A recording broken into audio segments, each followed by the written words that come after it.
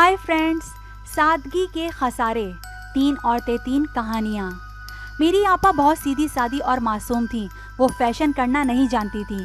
कसकर चोटी गूंद के अपना चेहरा तबाक सा बना लेती, कपड़े मुर्दा रंगों के, दुपट्टा चादर की तरह सर मुंह पर लपेट लेती।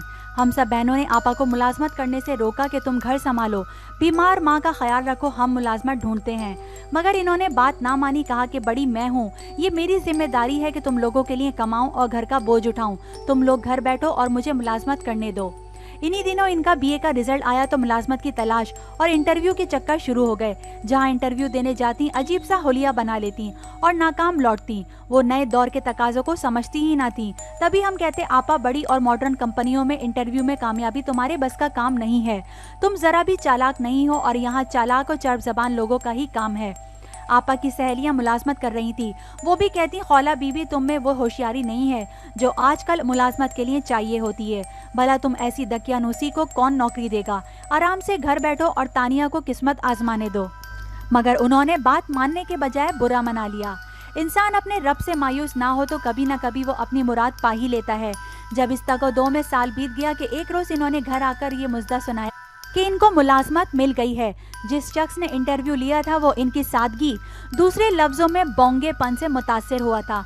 आपा कंप्यूटर सिस्टम से भी वाकिफ नहीं थी, फिर भी बॉस ने इनको प्राइवेट सेक्रेटरी के तौर पर रख लिया था और तनख्वाह भी काफ़ी माकूल थी। जबकि मेरी बहन उस सीट के लिए बिल्कुल भी मौजूद ना थी। यूँ बिलाखिर हमारी आपा अपने सादा और मासूम हुस्न की बदौलत इंटरव्यू में कामयाब हो गई थी। वो खुश थी। बॉस का सलूक इनसे बहुत अच्छा था। अख्तर साहब की तारीफ करते नहीं थकती थी। जब वो तारीफें कर चुकती तो मैं इनसे कहती, आपा होशियार रहना, मर्द जात बड़ी बेएतबार होती है, इन पर भरोसा नहीं करना। वो मेरी बात का बुरा मनाती और कभी मेरी जानिब मासूमियत से तकने लगती, जैसे मैंने इनको कोई बहुत बुरी बात कह दी हो। आपा इतनी सादा लौ थी कि इस शिकारी की चालों को ना जानती थी। वो उनकी मेहरबानियों पर खुश होती और फूले ना समाती थी। मेरा जी करता कि इनको ऑफिस ना जाने दूं। हरदम कोई धड़का सा लगा रहता, खुदा जाने कैसा शख्स है, कंपनी का मालिक और क्या नियत है उसकी। दिल किसी आने वाले सानिये की जैसे पेशगी खबर देता था। वही हुआ जिसका डर था। इस खाक शिकारी ने बिलाखिर मेरी बहन को अपने जाल में फंसा ही लिया। वो 24 के सन की एक खूबसूरत दोशीज़ा थी, मगर चेहरे पर मासूमियत बच्चों जैसी थी, जो इनके रंगो रूप में नूर सा छलकाए रखती थी। और इसी नूर भरे रूप ही से इनके मुखड़े पर बला की कशिश थी।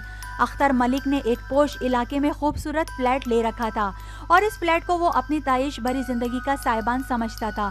इसको बखूबी मालूम था कि हमारे सर से भी साइबान उड़ चुका है। अब्बू के इंतकाल के बाद कुनबे का कोई कफील ना रहा था। तभी आपा को घर से मजबूरन पहली बार कदम निकालने पड़े थे। अख्तर साहब अपने दोस्तों के साथ इसी फ्लैट में पुरताइश महफिलें मुनक्किद किया करते थे। यहाँ मैनौशी और वो सब कुछ होता था जो एक अय्याश आदमी कर सकता था। एक रोज कोई फाइल ढूंढने के बहाने वो आपा को उसी फ्लैट ले गया। कहा कि वहाँ सारा बिजनेस का रिकॉर्ड पड़ा है, बहुत अहम फाइल है, उसे ढूंढने मेरी मदद करोगी। एतमाद जमाने को अपने एक क्लर्क को भी साथ ले गया, जिसको बाद में किसी बहाने खिसका दिया। बेखबर आपा, जिसका वास्ता इस किस्म के गैर मर्दों से कभी ना पड़ा था, आंखें बंद करके अपने मेहरबान बॉस के पीछे चलती हुई फ्लैट में दाखिल हो गई। बॉस ने कहा था कि हमारा क्लर्क कुछ कागजात लेकर अभी वापस आ रहा है, वो भी इसे अहम फाइल को ढूंढने में हमारी मदद करेगा। आपा को इसने एक कमरे में जाने का इशारा किया और खुद वॉशरूम चला गया। जब वापस लौटा तो उसकी शक्ल बदली हुई थी और चेहरे से शराफत का नकाब उतर चुका था। अब वो इंसान से हैवान का रूप धार चुका था। आपा गाफिल होकर इस फ्लैट में दाखिल हुई और उम्र भर का पछतावा दामन में समेट कर निकली। जाने कैसे घर आई, गम से निढालती, किसी को कुछ ना बताया कि इन पर क्या कयामत गुजर गई है। सीधी अपने कमरे में चली गई और 2 घंटे तक बाहर ना निकली, खाने का भी ना कहा। अम्मी अपने कमरे में बीमार पड़ी थी। इनको नहीं मालूम था कि खौला आ चुकी है। आपा को खाना मैं ही दिया करती थी। शाम तक जब इन्होंने ना मांगा, मैं इनके कमरे में गई और खाने का पूछा। वो बिस्तर पर लेटी छत को घूर रही थी, जैसे कोई पत्थर की मूरत हो। रंग उड़ा हुआ था और आंखें वीरान थी। उस रात इन्होंने खाना भी ना खाया, ना कमरे से निकली। सुबह दफ्तर की गाड़ी लेने आई तो वो सो रही थी। मैंने ड्राइवर को ये कहकर गाड़ी वापस कर दी कि उनकी तबीयत ठीक नहीं है, लिहाजा आज वो ऑफिस ना जाएंगी। इसके बाद भी हर रोज ऑफिस की गाड़ी उनको लेने आती, मगर वो ना जाती। एक दिन अख्तर साहब खुद आ गए। मैंने दरवाजा खोला, वो गाड़ी से उतर आए। इनको कभी ना देखा था, फिर भी पहचान लिया कि हुलिये बशरे से लगता था ये हो ना हो बॉस ही है। इन्होंने आगे बढ़कर तारुफ करवाया। मैंने कहा, ठहरिए, मैं आपा को खबर किए देती हूँ। इनको बताया। वो बोली, तुम अब इधर ही रहो, मैं खुद जाकर बात करती हूँ। वो बाहर गई। दोनों में चंद मिनट क्या बात हुई नहीं मालूम। ذرا دیر بعد ہی وہ ان کو ڈرائنگ روم میں لے گئیں۔ مجھے کہا تانیہ چائے بنا دو، باس آئے ہیں۔ ان کے چہرے پر کوئی بھی جذبات نہ تھے، لہجہ بھی سپاٹ تھا۔ میں کچن میں چلی گئی۔ والد مرحوم ہو چکے تھے اور بھائی اللہ نے دیا نہ تھا۔ یہ آپا کا مہمان تھا، انہوں نے ہی میزبانی کرنا تھی۔ چائے بنا کر جب میں ڈرائنگ روم میں لائی تو اختر صاحب کچھ خجل سے اور آپا کا موڈ قدرے درست تھا، گویا دونوں میں کوئی سمجھوتا ہو چکا تھا۔ اگلے دن سے آپا پھر سے دفتر جانے لگی۔ 1 ماہ بعد انہوں نے امی کو بتایا کہ ان کی کمپنی کا مالک ان سے نکاح کرنا چاہتا ہے، اس کو گھر لا کر مجھ سے ملواؤ۔ ماں نے جواب دیا اگر ٹھیک آدمی ہے تو شادی تو کرنا ہی ہے، تمہارے ماموں سے ملوا دوں گی، وہی اس اہم کام کو انجام دیں گے، خیال رہے کہیں شادی شدہ نہ ہو۔ ماں ان کو درمیان میں ڈالنے کی ضرورت نہیں ہے۔ نہیں بیٹی، شادی بیاہ کے معاملات میں کسی اپنے کی سرپرستی ہونا ضروری ہے۔ مگر میری سیدھی سادی اور ماں کی فرمانبردار بیٹی، ہماری آپا کو نہ جانے کیا ہو گیا تھا کہ انہوں نے ماموں کی اس معاملے میں شمولیت کو صاف منع کر دیا تھا۔ ماں کی خفگی کی بھی پرواہ نہ کی، جیسے ان کی جان پر بن گئی ہو۔ بغیر کسی کی پرواہ کیے اختر صاحب سے نکاح پڑھوا لیا۔ ماں بیچاری معذور بستر پر پڑی تھی، کیا کر سکتی تھی، اور آپا اختر صاحب کو گھر بھی لے آئیں۔ اماں سے ملوایا، وہ حیران نظروں سے بس دونوں کو تکتی رہ گئیں، اور کرتی بھی کیا۔ ہم چھوٹی بہنیں اب انہی کی دستے نگر تھیں، گھر کا چولہا انہی کے دم سے جلتا تھا۔ ماموں نے ہماری مالی امداد سے ہاتھ کھینچ لیا تھا۔ اب اماں کو یہ بھی ڈر کہ اگر ان کے بھائی کو علم ہو گیا کہ خالہ کا نکاح ہو گیا ہے تو کس قدر برا منائیں گے کہ ان سے صلاح مشورہ تک نہ کیا۔ اب جو بھی معاملات ہو رہے تھے ہم خود اس سے بے خبر اور لا علم تھے۔ آپا سے کوئی سوال کرتے وہ چپ ہو جاتی اور خاطر خواہ جواب نہ دیتی۔ یہ وہی ہماری بہن جس کو سبھی سیدھی سادی کہتے تھے، انہوں نے منہ میں گھنگلیاں ڈال لی، چپ ساتھ رکھی تھی، البتہ وہ بغیر رخصتی ہر جگہ اختر صاحب کے ساتھ آتی جاتی تھی۔ کچھ دنوں بعد آپا اختر صاحب کے فلیٹ میں منتقل ہو گئی، ہم کو ہر ماہ خرچہ بھجوا دیا کرتی۔ کچھ عرصے ایسے ہی گزر گیا، وہ والدہ کو بھی ملنے نہ آتی، البتہ مجھے ایک دن انہوں نے اپنے ساتھ اپنے گھر چلنے کو کہا اور فلیٹ میں لے گئیں۔ مجھے بتایا کہ جلد ہی تمہارا بھانجا یا بھانجی اس دنیا میں آنے والا ہے، تم کو کچھ دنوں کے لیے میرے پاس آ کر رہنا پڑے گا کیونکہ اماں تو بیماری کے سبب آ نہیں سکتی۔ 2 ماہ بعد انہوں نے مجھے بلوایا اور ایک مردہ بچی کو جنم دیا۔ ان کی ساری خوشی خاک میں مل گئی۔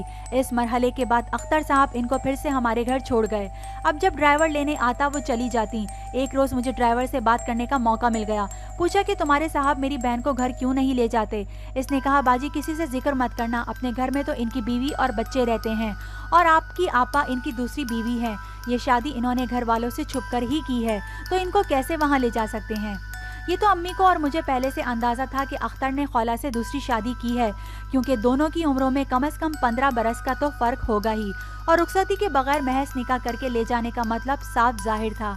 رفتہ رفتہ اختر صاحب آپا سے کنارہ کرنے لگے۔ وہ دنوں بعد آتے، صبح آپا کو لے جاتے اور شام کو واپس چھوڑ جاتے۔ آپا کہتی میں تمہاری بیوی ہوں، مجھے مستقل اپنے پاس رکھو۔ یہ کیا بات ہوئی کہ زمانے سے چھپاتے پھرتے ہو، کبھی میکے لا چھوڑتے ہو، کبھی لے جاتے ہو، بھلا یہ بھی کوئی زندگی ہے؟ یہ سردیوں کے دن تھے۔ ایک روز اختر صاحب ہمارے گھر کے دروازے پر آئے، گاڑی میں بیٹھے بیٹھے ہارن دیا۔ آپا اس مدھر آواز کو پہچانتی تھی، ان کے کان کھڑے ہو گئے، دوڑ کر در پر پہنچی اور اختر صاحب کے ساتھ چلی گئیں۔ اگلے دن وہ نہ آئیں مگر اطلاع آ گئی کہ رات گیس کا ہیٹر کھلا رہ گیا، کمرے میں گیس بھر گئی۔ اختر مغرب کے بعد واپس آنے کا کہہ کر چلے گئے اور واپس نہ آ سکے۔ آدھی رات کے بعد گیس کی لوڈ شیڈنگ کے باعث جب گیس آنی بند ہو گئی تو ہیٹر بھی بجھ گیا۔ خدا جانے پھر کب گیس دوبارہ آ گئی اور ہیٹر سے لیک ہوتی رہی، حتیٰ کہ کمرہ بھر گیا۔ آپا نیند میں بے ہوش ہو گئیں، ہلنے جلنے کے قابل نہ رہیں، دم گھٹ جانے سے نہ جانے رات کو کون سے وقت موت کی آغوش میں چلی گئیں۔ جب اختر صاحب کے ڈرائیور نے آ کر یہ اندوہناک خبر بتائی تو ہمارے دلوں پر تو قیامت ٹوٹ پڑی۔ حوصلہ نہ ہوتا تھا کہ امی جان کو بتاتے، ان کی حالت تو 2 دن سے ویسے ہی کافی خراب تھی۔ اس پر وہ آپا کی طرف سے فکر مند تھیں۔ بڑی مشکل سے میں نے ان کو آگاہ کیا۔ میری ماں کو تو ایسی چپ لگی جیسے سکتہ ہو گیا ہو۔ ہم 4 بہنیں آپا سے چھوٹی تھیں، چاروں کی آہو بکا سے گھر میں کوہرام مچا تھا۔ آپا کو آخری دیدار کے لیے لایا گیا۔ اختر صاحب ساتھ آئے، افسردہ تھے۔ امی کے پاس تھوڑی دیر بیٹھے اور پھر آپا کو تدفین کے لیے لے گئے۔ آپا کی موت دم گھٹ جانے کے سبب ہوئی تھی، یہی بتایا گیا تھا۔ وہ جیسے فلیٹ میں اکیلی سوئیں ویسے ہی اکیلی دنیا چھوڑ کر چلی گئیں۔ ہمیں ان کے دنیا سے چلے جانے کا اس قدر غم ہوا کہ مہینوں کسی بہن کے لبوں پر مسکراہٹ نہ آئی۔ لگتا تھا کہ آپا نہیں روٹھی، ہم سے زندگی کی ساری خوشیاں ہی روٹ گئی ہوں۔ آپا خالہ کی وفات کے بعد اختر صاحب نے ہمیں بے یار و مددگار نہ چھوڑا، وقتاً فوقتاً آتے اور خرچہ وغیرہ دے جاتے۔ مجھے ان سے اب کچھ لینا گوارا نہ تھا مگر ہمارا اور کوئی ذریعہ आमदनी भी ना था। फिलआखिर एक रोज़ इनके लबों पर वो बात आ गई जो मेरे दिल में थी। इन्होंने मुझे मुलाजमत की पेशकश कर दी, जिसको मैंने फ़ौरन कबूल किया। ताहम इनके अंदाज से मैं मुंतज़िर थी कि वो ऐसा एक दिन ज़रूर कहेंगे। मैंने अख्तर साहब से कहा, आपने मुलाजमत की पेशकश करके ये अच्छा किया है, क्योंकि आपा तो इस दुनिया में नहीं रही हैं। इनकी जगह मुझे घर की जिम्मेदारियां संभालनी हैं, क्योंकि हमारे हालात ही ऐसे हैं कि अगर आप मुझे ना कहते तो मुझे खुद आपसे ये दरख्वास्त करनी पड़ती। इन्होंने कहा कि अगर तुम चाहो तो मैं तो वैसे ही तुम्हारे घर के अखराजात उठाने को तैयार हूँ, मगर शायद तुम्हारी गैरत ये गवारा ना करे। ताहम अगर तुम निकाह करना चाहो तो मैं तैयार हूँ, मगर ये मामला उम्र भर खुफिया रहेगा कि मैं शादीशुदा हूँ। आपने बिल्कुल ठीक सोचा है, मैंने कहा, मगर मैं आपा की तरह सादा लौ नहीं हूँ। खुफिया शादी पर यकीन नहीं रखती। इसके बाद खुद को एडवांस जाहिर किया। मर्दों के साथ बातचीत मेरे लिए कोई मसला ना था। ब्यूटी पार्लर से बाल बनवाती थी, हल्का मेकअप और शौक रंग के कपड़े पहनती थी, मगर अख्तर से लिए दिए रहती थी।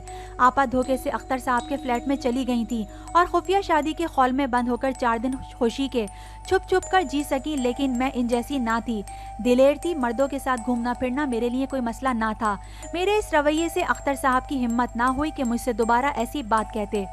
एक रोज़ मैं ऑफिस में बैठी थी कि एक खूबरू नौजवान वहाँ आया। ये अख्तर साहब का बेटा था, जो मेरा हम उम्र था। बैरून मुल्क से पढ़कर आया था। इसने मुझे देखा तो बस देखता ही रह गया। इसके बाद वो अक्सर ऑफिस आने लगा, मुझसे भी हेलो हाई करने लगा। मैंने महसूस किया कि जब तारिक मुझसे बातें करता है तो अक्सर अख्तर साहब उसे देखकर बेचैनी महसूस करते हैं। नहीं चाहते थे कि इनका बेटा मुझसे राहो रस्म बढ़ाए या घुले मिले। तब मैं सोचती कि खुद इन्होंने कैसे मेरी बहन को घेरा था, दूसरी बीवी बनाया, मगर कभी किसी पर जाहिर ना किया कि खौला इनकी पर्सनल सेक्रेटरी नहीं बल्कि मनकूहा है। मेरी बहन बेचारी ने छुप छुप कर इनके साथ रफाकत के दिन गुजारे थे, लेकिन मैं कभी ऐसी बेबसी की ज़िंदगी को कबूल ना करूँगी। एक रोज़ तारिक ने मुझे कहा, अगर इजाज़त हो तो आपके कमरे में चंद मिनट बैठ जाऊँ, आपसे एक ज़रूरी बात करनी है। मैंने कहा कि यहाँ नहीं, ये ऑफिस है, मुझे तुमसे ऑफिस से बाहर किसी तन्हा जगह बात करनी है। मुझे मालूम है कि तुम मुझसे क्या बात करना चाहते हो, ताहम अपनी ज़बान से इकरार करो तो अच्छा ही है।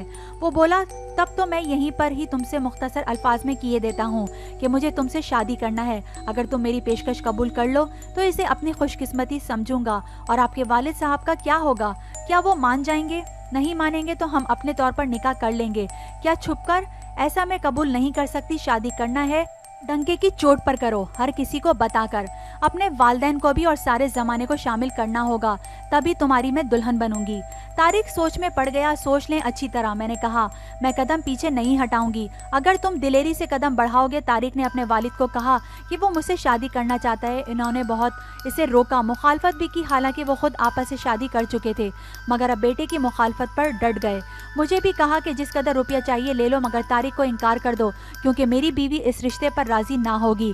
मेरी बहन से इस शर्त पर निकाह किया था आपने कि इनका कोई रिश्तेदार निकाह में शामिल ना होगा और ना किसी को वो बताएंगी।